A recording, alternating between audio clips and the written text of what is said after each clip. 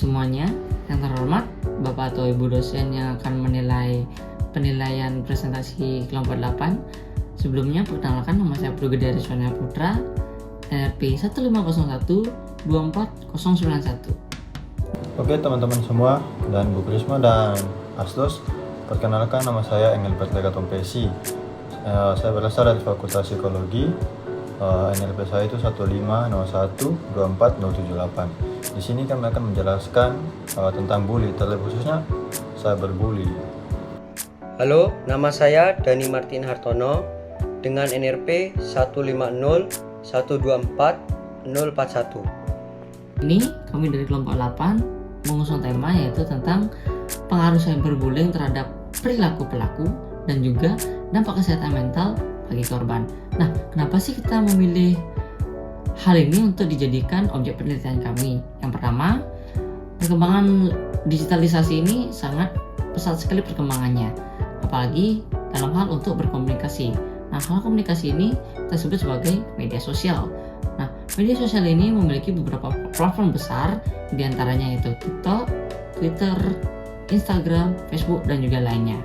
Nah, perkembangan ini menjadi tidak terkendali seiring berkembangnya zaman.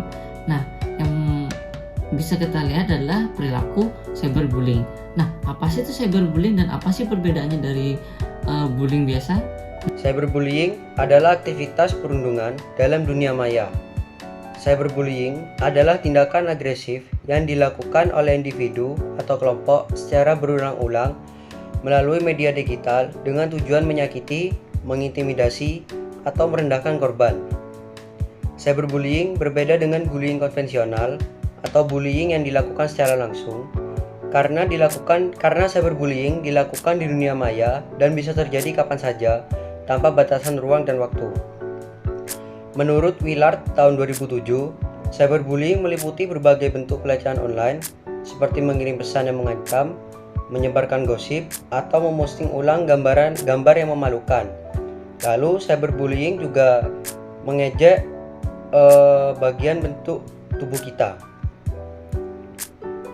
Lalu latar belakang dari cyberbullying. Dalam era digital saat ini, penggunaan media sosial telah menjadi bagian dari kehidupan remaja. Platform-platform media sosial seperti Instagram, TikTok, Facebook, dan Twitter memungkinkan mereka untuk berinteraksi, berbagi, dan mengekspresikan diri. Namun, dengan meningkatnya penggunaan media sosial, muncul pula dampak negatif yang dikenal sebagai cyberbullying. Cyberbullying merupakan tindakan agresif yang dilakukan melalui media elektronik di mana pelaku menggunakan berbagai cara untuk menyerang, menghina, atau mengintimidasi korban. Berikut penjelasan tentang dampak dan solusi cyberbullying akan dilanjutkan oleh teman saya. Nah, selanjutnya yaitu tentang perilaku cyberbullying dan juga dampak dari cyberbullying ini akan dijelaskan oleh saya sendiri. Untuk dari perilaku cyberbullying ini adalah merupakan perilaku pelaku untuk mengolok-olok korban secara online. Setelah itu menghina korban secara online dan juga mempermalukan secara online. Nah, itu tuh bisa terjadi karena pengguna tersebut dilakukan secara anonim atau menyembunyikan identitas dari pelaku tersebut. Nah, itu tuh bisa terjadi. Nah, untuk selanjutnya dari dampak dari cyberbullying sendiri terhadap korban itu berbagai macam. Itu ada stres, depresi, dan juga kurangnya rasa percaya diri. Kenapa? Karena menurut korban sendiri itu menjadi hal yang tidak nyaman bagi korban karena beberapa hal yang mungkin karena terpampangnya identitas dari korban sehingga pelaku mudah untuk melakukan penghinaan atau pengolok-olokan secara online. Nah, itu tuh bisa berdampak kesehatan mental bagi korban itu menurun dan juga kondisi psikologis dari korban juga menurun. Selanjutnya, solusi dari saya sendiri yaitu adalah memberikan konsultasi online pada korban dari cyberbullying. Nah, untuk memberikan konsultasi ini itu dilakukan secara aman dan nyaman sehingga korban dari cyberbullying ini merasa mereka akan menemukan tempat untuk berbicara atau berkomunikasi tentang apa yang mereka alami.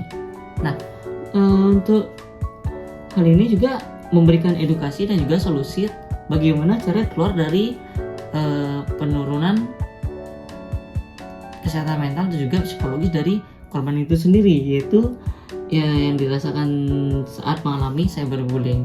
Nah, itu juga perlu dilakukan karena untuk menumbuhkan kembali kesehatan mental dari korban tersebut supaya hal-hal seperti stres, depresi, dan juga kurangnya percaya diri akan kembali normal dan juga kembali pada semula, sehingga korban tidak mengalami hal-hal negatif seperti itu lagi.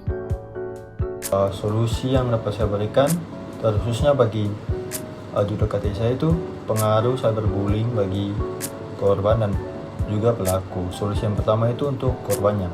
Solusi yang dapat diberikan bagi korban itu bisa diberikan penanganan khusus. Misalnya korban mengalami trauma, dia bisa datang ke psikolog untuk menjelaskan apa yang sedang dia alami saat itu. Mungkin dia dibully secara tidak enak, mungkin dia merasa trauma, kemudian dia bisa pergi ke sekolah. Kemudian juga bisa ditangani secara biasa, mungkin melalui orang tua atau orang-orang terdekat. Dia bercerita, kemudian orang-orang tersebut memberi saran. Kemudian solusi yang kedua itu untuk pelaku cyberbullying.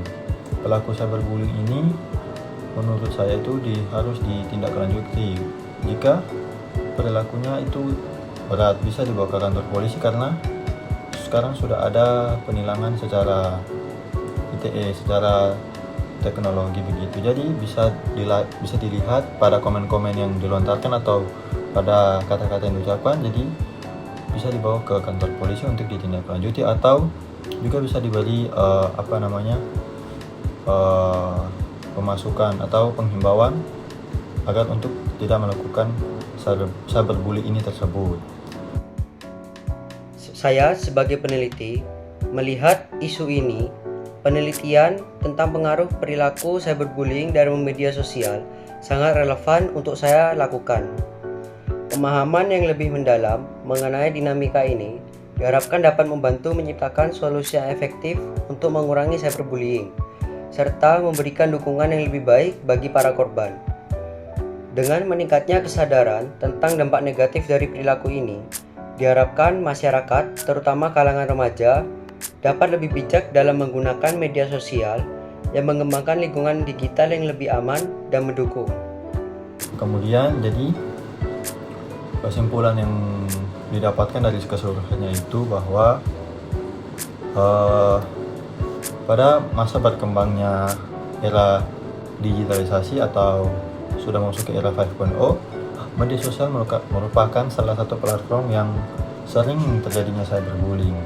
Cyberbullying itu merupakan hal serius untuk diatasi karena bisa memakan banyak korban sehingga membuat korban-korban tersebut trauma, bahkan bisa bunuh diri gara-gara cyberbullying. Hal ini dilakukan untuk mencegah marak terjadinya perilaku cyberbullying. Sekian dan terima kasih. Sekian dari presentasi dari kami. Kami mohon maaf jika ada kesalahan kata ataupun hal yang kurang berkenan. Kami ucapkan terima kasih.